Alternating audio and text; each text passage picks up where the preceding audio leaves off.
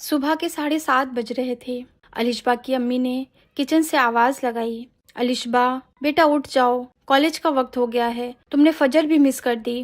لیکن الشبا نے چادر سر تک کھینچی اور اٹھنے کے بجائے بس اتنا کہا، امی پلیز تھوڑی دیر اور سونے دو، میں رات بھر اسائنمنٹس بنا رہی تھی۔ امی نے افسوس بھری نگاہ سے دیکھا، ہر دن یہی ہوتا تھا، نہ الشبا نماز پڑھتی تھی نہ وقت پر اٹھتی تھی، بس کالج کا اسٹریس، دوستوں کی باتیں اور سوشل میڈیا، سب کچھ تھا، لیکن دین اور ماں باپ کی بات کہیں پیچھے رہ گئی تھی۔ الشبا ایک انٹیلیجنٹ، اسمارٹ اور ماڈرن سوچ کی لڑکی تھی۔ اس کے کالج میں اسے سب بہت پسند کرتے تھے۔ اس کی اسٹائلنگ، اس کے بولنے کا انداز، سب کچھ ایک آئیڈیل کالج گرل جیسا تھا، لیکن اصل میں وہ اپنے رب سے، اپنے ماں باپ سے اور اپنے اصل مقصد سے دور جا رہی تھی۔ اس کی بڑی بہن مریم اس کے بالکل اپوزٹ تھی، سادہ کپڑے، وقت پر نماز پڑھنا اور ہر کام ادب اور احترام کے ساتھ کرنا۔ وہ اکثر الشبا سے کہتی، الشبا کالج جانا اچھی بات ہے، وہاں تعلیم حاصل کرو، پر اپنی زندگی کا اصل مقصد تو مت بھولو، یہ دنیا ایک امتحان ہے، اللہ ہر دن دیکھ رہا ہے کہ ہم کیا کر رہے ہیں۔ لیکن الشبا ہنستی اور کہتی، اپی آپ ہر بات میں لیکچر دیتی ہیں، میں بس تھوڑا انجوائے کرنا چاہتی ہوں، اپنی زندگی اپنی شرطوں پہ جینا چاہتی ہوں۔ مریم چپ ہو جاتی کیونکہ وہ جانتی تھی سمجھانے کا وقت ابھی نہیں، ابھی بس دعا کرنے کا وقت ہے۔ کالج میں الشبا اپنے گروپ کے ساتھ سیلفیز لیتی، کیمپس میں گوسپ کرتی، اور جب نماز کا وقت ہوتا تو کینٹین چلی جاتی، اور جب کوئی اسلامک ٹاپک آتا تو کہنے لگتی، یہ سب پرانی باتیں ہیں، ہم ماڈرن جنریشن ہیں۔ ایک دن اسلامک سوسائٹی نے کالج میں امپورٹنس آف پیرنٹس ان اسلام پہ سیمینار رکھا۔ مریم نے گھر میں الشبا سے کہا، الشبا یہ سیمینار ضرور اٹینڈ کرنا، بہت اچھا میسج ملتا ہے۔ الشبا نے ہاتھ ہلا کر کہا، اپی مجھے ٹائم ہی کہاں ملتا ہے، اور ویسے بھی ایسے سیمینارز بہت بورنگ ہوتے ہیں۔ اور آخرکار الشبا نے وہ سیمینار اٹینڈ نہیں کیا۔ ایک شام الشبا جب گھر آئی تو اس کے ابو چھت پہ تھے، قرآن کی تلاوت کر رہے تھے، امی رسوئی میں کھانا بنا رہی تھیں۔ مریم نے ہمیشہ کی طرح پیار سے پوچھا، کالج کیسا تھا؟ الشبا نے کہا، بس ٹھیک تھا۔ یہ کہہ کر الشبا فون میں بزی ہو گئی۔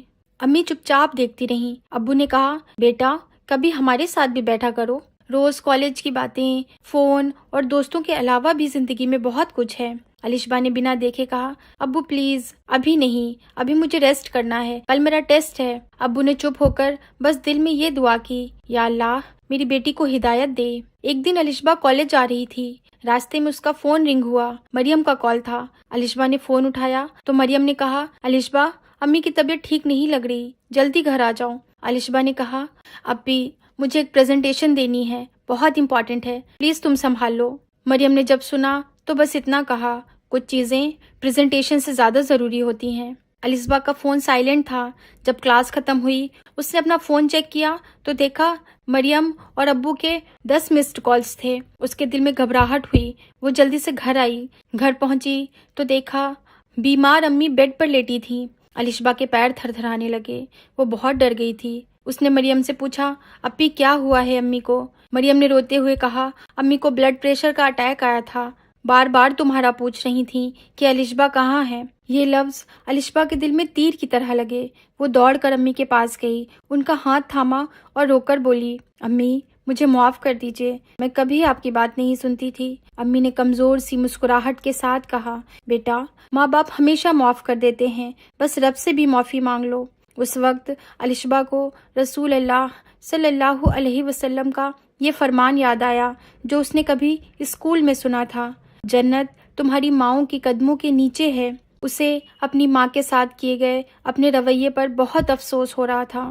اس دن کے بعد الشبا نے ڈیسائیڈ کیا کہ وہ اب خود کو بدلے گی اور خود کو ایک فرما بردار بیٹی بنانے کی کوشش کرے گی۔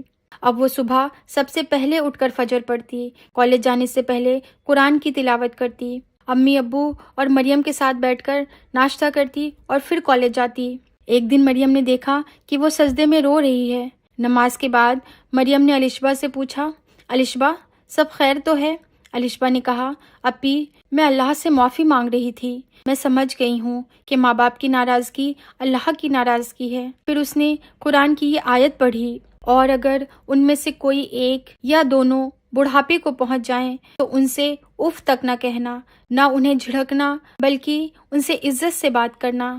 مریم کے بھی آنسو بہنے لگے۔ اس نے کہا، الشبا، اللہ نے تمہارے دل کو روشن کر دیا ہے، اب اس روشنی کو عمل میں لے آؤ۔ کالج میں ایک دن ٹیچر نے اسٹوڈنٹس سے پوچھا، تمہاری سب سے بڑی انسپریشن کیا ہے؟ سب اسٹوڈنٹس نے اپنے فیوریٹ سیلیبریٹیز کے نام لیے۔ الشبا نے خاموشی سے کہا، میری انسپریشن میرے امی ابو ہیں۔ کلاس چپ ہو گئی۔ اس نے آگے کہا، رسول اللہ صلی اللہ علیہ وسلم نے فرمایا، والدین کی خدمت سب سے افضل عمل ہے، اور اگر میں اپنے ماں باپ کی عزت نہیں کرتی تو میری پڑھائی اور میری سکسیس سب بیکار ہے۔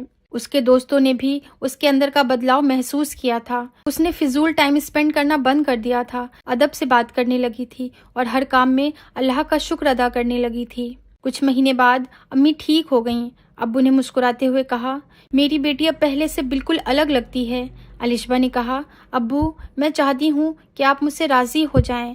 ابو نے پیار سے کہا، الشبا جب بیٹیاں تم دونوں جیسی ہوں تو ماں باپ خود بخود راضی ہو جاتے ہیں۔ پھر انہوں نے یہ حدیث سنائی کہ رسول اللہ صلی اللہ علیہ وسلم نے فرمایا، باپ بیچ کا دروازہ ہے جنت کا، اگر چاہے تو اس دروازے کو کھونے دے اور چاہے تو اسے محفوظ رکھ لے۔ الشبا نے روتے ہوئے کہا، ابو امی میں آپ دونوں سے معافی مانگتی ہوں، مجھے معاف کر دیجیے۔ الشبا ابھی بھی کالج گرل ہے، کالج جاتی ہے، لیکن اب اس کے چہرے پر نور ہے، ایمان کا، شکر کا اور سکون کا۔ وہ سمجھ گئی ہے کہ جو اپنے ماں باپ سے خوش نہیں، اس کے لیے دنیا کی ہر خوشی بیکار ہے۔ اس کے دل میں اب یہ دعا ہمیشہ رہتی ہے، یا اللہ مجھے کبھی اپنے ماں باپ کی دعاؤں سے محروم مت کرنا، مجھے اپنی راہ پر قائم رکھنا، کیونکہ میں سمجھ چکی ہوں اللہ کی رضا والدین کی رضا میں ہے اور اللہ کی ناراضگی والدین کی ناراضگی میں ہے۔ جو چاہتا ہے کہ اس کی عمر لمبی ہو اور رزق میں برکت آئے تو وہ اپنے والدین کے ساتھ اچھا سلوک کرے اور رشتہ داروں سے تعلق بنائے رکھے۔ الشبا نے دنیا سے نہیں، دین سے اپنی اصل پہچان پائی اور سمجھ لیا کہ جنت ماں باپ کے قدموں کے نیچے ہے اور رب کی رضا ماں باپ کی رضا میں ہے۔